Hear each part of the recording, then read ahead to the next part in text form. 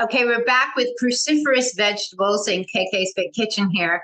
So we have already talked about how to make the most amazing cabbage salad with pops of sweet and other very nutrient-dense herbs, etc. Cabbage is amazing as a cruciferous vegetable, and there's three main types. So in that salad, we used white, we used red, and we used showed you how you could use the Napa or the Chinese cabbage. But Brussels sprouts are really popular. Oftentimes in a restaurant, they're not cooked in the best oils, and then they're loaded with cheese or sauce or bacon. And I'm going to show you how to simply make them. We're actually going to shred them so they're a little easier. If they're overcooked a little bit too much or they're mushy, people just don't like them. We're going to shred them today. So I'm going to show you another reason that you need to have a food processor. So this food processor has a shredding blade. I'm also going to show you how to do it with a knife, but it takes a little longer, right? So first we have to prepare, and you must start with the organic Brussels sprouts. And here they are here. These are really nice and big today. These are going to shred up great. So you're just going to be, cutting off the ends on all of these, and then just slice them in half. So just make sure that you're holding it nice and neat. Use a slim blade knife so you get a nice, easy cut. Now, just when you're doing this, you're going to take off, some of the outer stuff that's falling off, these leaves here.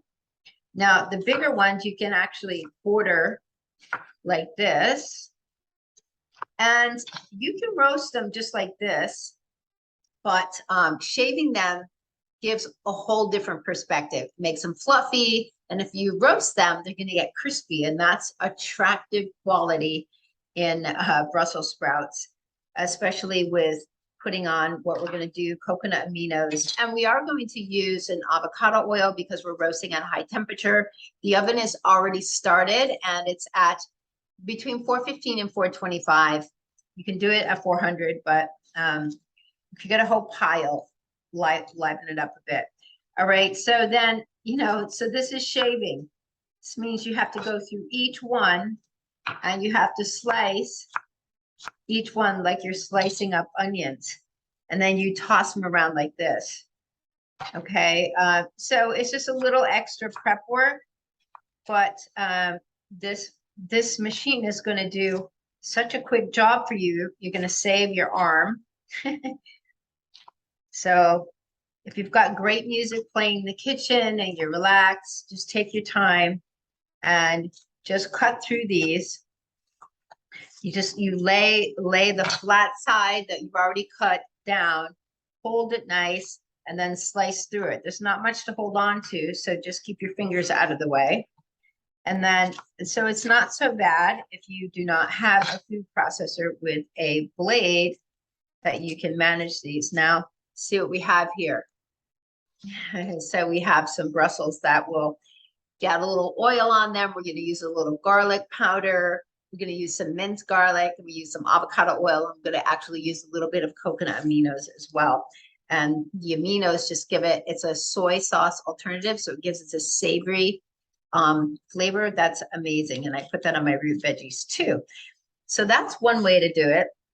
The other way, we're going to slice them in half like this. I'm going to put some into the food processor so you can see what happens. And then I will do the rest off camera. Okay, so we have a nice handful here. And I showed you the blade already that we have on. Make sure it's tapped in. And just feed them into the hopper. And then just use your poke. Hold on, I need this too. This is really shredding them.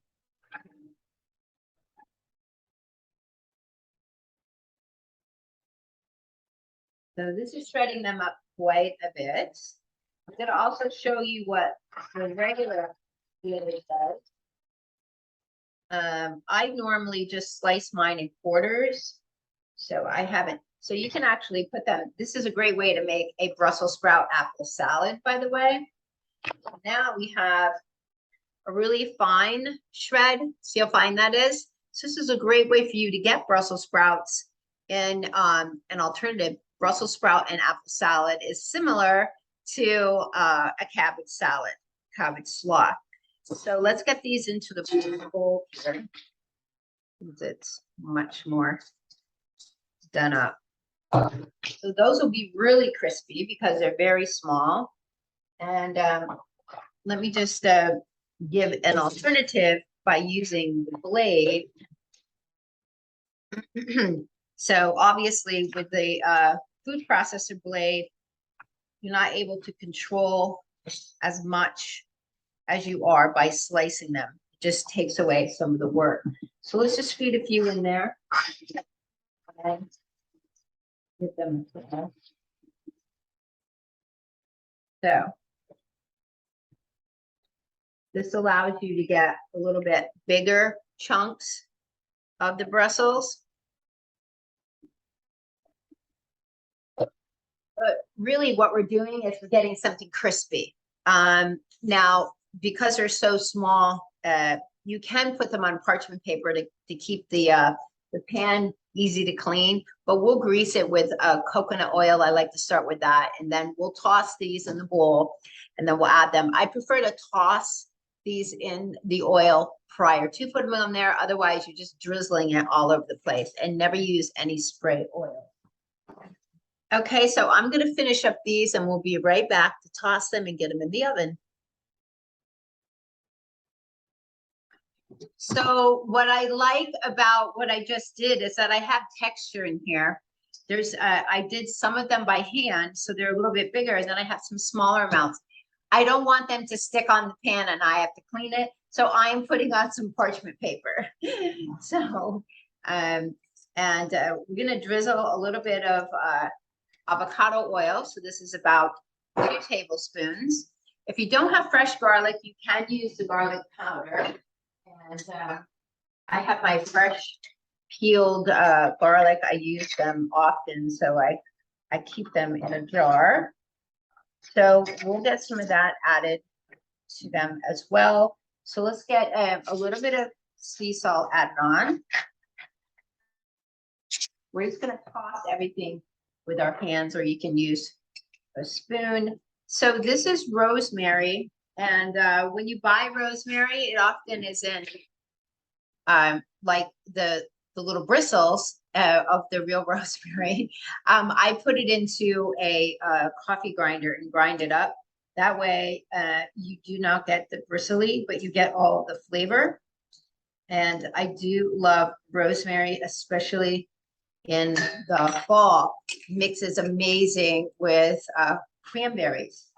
So you can add a few fresh cranberries to this. I mean, dried cranberries. So I wouldn't roast them with this. Another herb you could put on is herbes de Provence. It's this is a nice blend because you're going to have some similar herbs here. But you don't even have to put these on, but just the garlic and the olive oil and a little bit of the coconut aminos. So if you do not have fresh garlic, garlic powder will work. If you want to increase the amount of garlic, then just add a little touch to that. We're just going to mince or chop up some fresh garlic here and get that in. I love my garlic, so that's up to you whether you want it minced or you want it rough cut. To have like nice big pieces. Okay. Just to enhance the flavor. So we'll get it on there, then we'll mix it all in. These board scrapers are a necessity. All right, then we're just going to drizzle some of the coconut aminos over this. This is my favorite brand, actually. Also has a perfect drizzling cap on it, Coconut Secret. So that's the brand that I prefer. And I'm just going to use my hands, toss this around, get all the flavors in here. We're going to pour it onto the pan and get it into the oven. And while this is cooking, we're going to saute up some bok choy, super quick, takes just minutes, and it's filled with lots of water. So we're using the baby bok choy. The bigger bok choy is useful as well. So let me just get rinsed off. And then we'll put this on pause. We're going to put these into the oven and we'll be back. Okay, we're back with another cruciferous veggie. This is baby bok choy, which I really, really love. You can roast it. I've gotten it roasted at a restaurant. However, doing it like this is just really quick. You can really control how it cooks. So this base right here is filled with water. The leaves, of course, are filled with tons of nutrients, lots of vitamin K. But the nutrient that we're looking for in our cruciferous vegetables are the glucosinolates, which they end up reducing, they create compounds in the body, which help reduce the inflammation, as well as also act as cancer preventers as they enhance cells. Okay, so these bottoms filled with juice. If you're having a bigger bok choy, you can actually save some of them to put into juicing, but see how nice and beautiful and tender these little bottoms are? So what I do is I'm taking off some of the tops because those are going to cook differently. And I slice some of these bigger ones in half like this, just so they cook a little bit more easily and uniformed. That way they all kind of match in size. These little cute baby ones are amazing. We're sauteing them. We're going to use olive oil because we're not doing it too long. The pan is heating up. I like to use a stainless steel coated pan. This is an all-clad stainless steel coated pan. In my opinion, their coated pans are the best. So I don't bother around with ceramic and other. Now, so we have these all about the same size, all right? So I have the leaves set aside. I am going to add the leaves after. So you just want to roll the leaves up and just kind of ribbon cut them like this. So we're going to set these aside. We'll use them after. And then get the olive oil in here.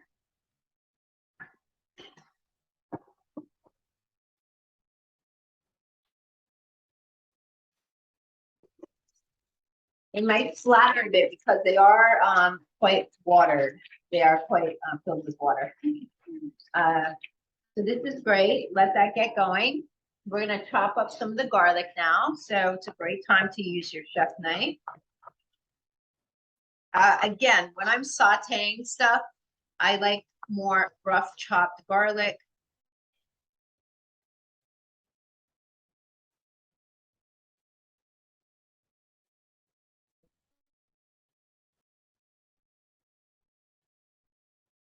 Perfect. Quick, quick, and quick. Use your board scraper. Toss the garlic over the top there. I'm using this as opposed to a regular oven, so you can turn it down a little bit. If you have a gas oven, which I prefer, but I don't have right now, I used to have, it's nicer, especially for professional pans. So just use your spatula. Put up this nice fall addition. Just gonna toss these around. So we're just letting the stalks get warm and softened, and then we'll add in the tops. And just like broccoli, this is gonna only take between 3 and 5 minutes. So we're letting those saute. I'll be back in just a couple minutes when they're looking soft, and we'll put on the tops. These smell amazing, by the way. So it's been about 3 minutes, and you can see they're getting softer. You don't want them too soft. So now we're going to add the tops in. and let those kind of wilt almost like a spinach does. And so the Brussels are cooking. Now, if you're roasting Brussels sprouts, it's a great time to cut up some red potatoes. Roast, you can toss them exactly the same way. Just don't put them on the same pan because they're going to maybe take a little different time. So get like a half sheet, which is just a smaller, I think you've seen some of mine. It's about half the size of a big one. So you're using the oven smartly, and it's always good to have those roasted potatoes. And you can use those roasted potatoes, not just for dinner side. You can keep some cold and then add them to that green roasted potato salad. Well, those potatoes were actually boiled, but you can use roasted potatoes in a salad and it's absolutely fine. So these are smelling wonderful. And all we're going to do is brighten the greens. We don't want to overcook these. So the stalks are very tender and they're easy to cut. This is actually much easier than broccoli.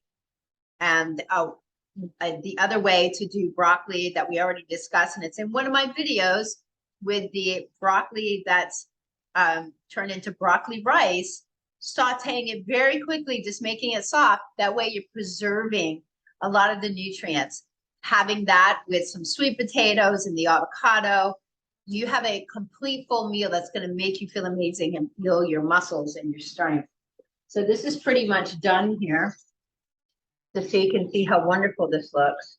This is a great way to get bok choy, and you definitely want to fill up on your veggies. This is where the nutrients are coming from. Okay, so we will be back when it's time to check the Brussels sprouts and stir them around. Okay, we're gonna grab out the Brussels and give them a turn. So they're already pretty brown looking. So what you want to do is toss them around so they all have a chance of getting nicely done here.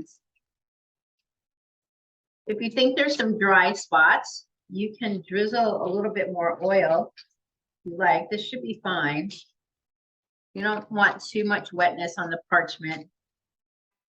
So this is great. Smells amazing. Get them back in. For another 10 minutes. 11.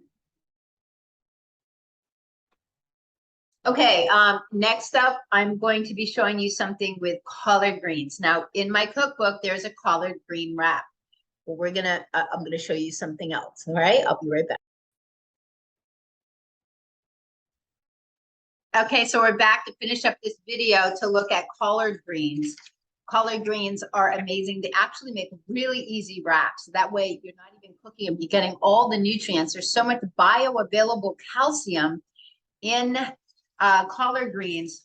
Way better, more bioavailable than dairy. Now, in my cookbook, in the thyroid section, you're going to see this collard green wrap with eggs. It uses my dandelion green moringa pesto, or you don't the dandelion green pesto or basil pesto, and eggs, and also sauteed zucchini. This wrap is amazing. So the heat of the stuff warms up the wrap, and I'm going to show you how to actually do that. So with collard greens, you can also chop them up, and you can, steam them and cook them in. I like them with a little bit of balsamic. So actually apple cider vinegar helps with these a little bit. So they just have to be cooked longer than your Swiss chard. So a lot of people avoid that. So what are we going to put inside? I'm going to make, this is actually an amazing, tasty taco meat alternative I did for one of my clients. You're using some organic halves and pieces of the walnuts. So we've got a good amount. It's probably at least a cup in there. I don't want to do too much because this is just for me. So, and then we've got some organic sun-dried tomatoes, just organic tomatoes. There's extra virgin olive oil in here. And I'm using, probably at least a third of a cup. I kind of made up this recipe, so it's I'm eyeballing it. The sunflower seeds, at least a quarter cup. Let's see, a heaping quarter cup is great. So now you've got really good nutrients. You've got good fats in here. You've got really great spices. Now he liked a little bit of Calabrian peppers. He liked it a little hotter. If you don't, well, I'm going to put a little in. You don't have to. It's not going to wreck the recipe at all. And 1 second, because we got to check our Brussels. Oh, they're looking really crispy and great. So let's get these out.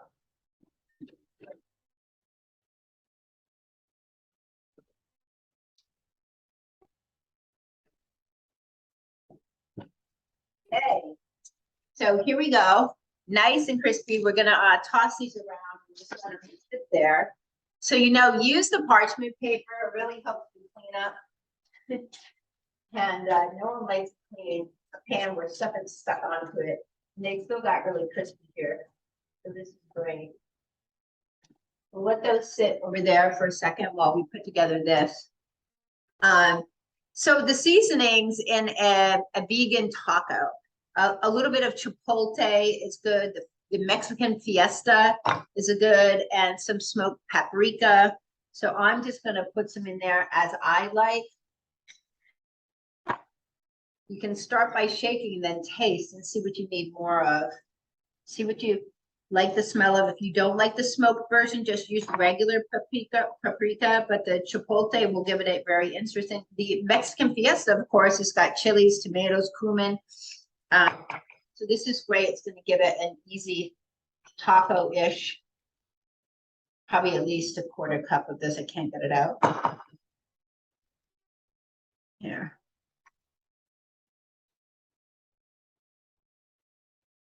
And then, so if you have a small food processor, this works because you don't need to make as much. Mine is only a 7 cup. You don't want to put some, that's why it's actually good to have smaller one, small jars. This is well.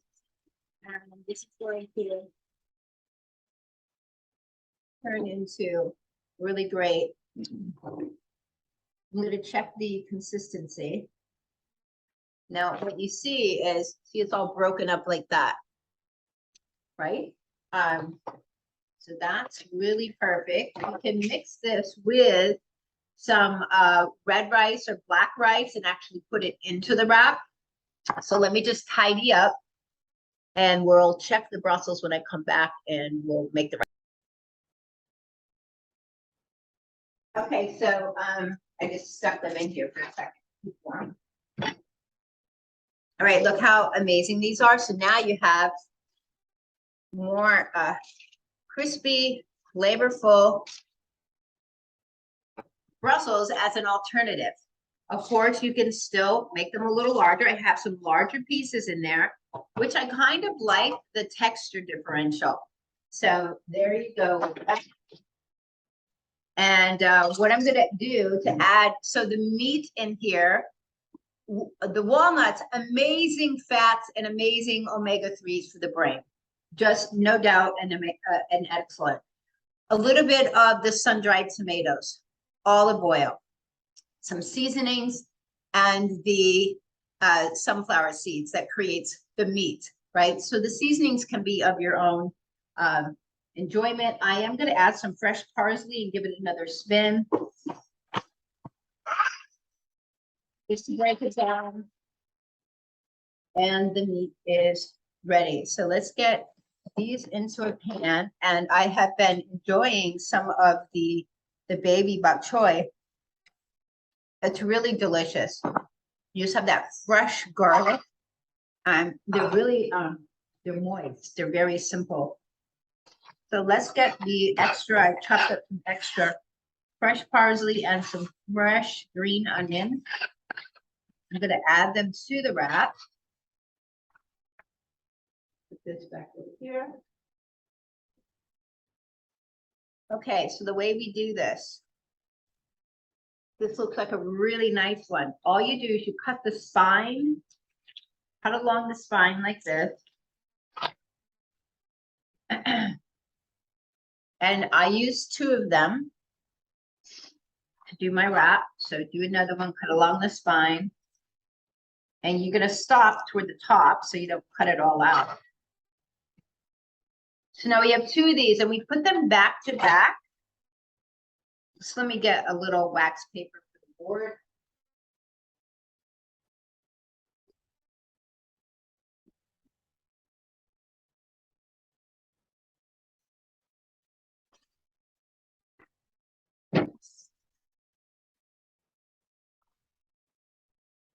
So we lay one like this. I just overlap the sides so that they're together. Whoops, I just ripped off. That's okay. So we just want to have like a nice long rolling section. Now, if you do have rice, put the rice on there first and then pile on some of the taco meat. Let me get this out of the way.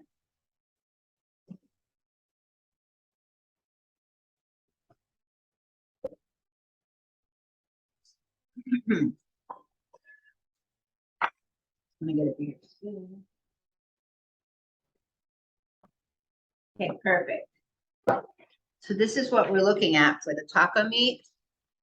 It's extremely flavorful. And it's got like a really great crunch to it.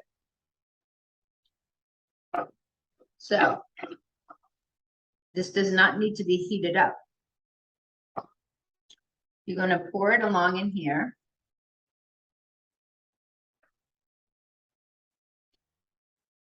And the olive oil will create a little bit of moisture. You might want to add some more. The sun-dried tomatoes are packed in olive oil. Okay. So just roll over the end.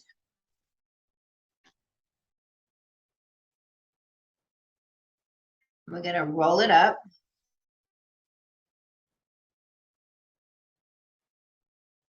Here's our roll. Then we just cut it in half.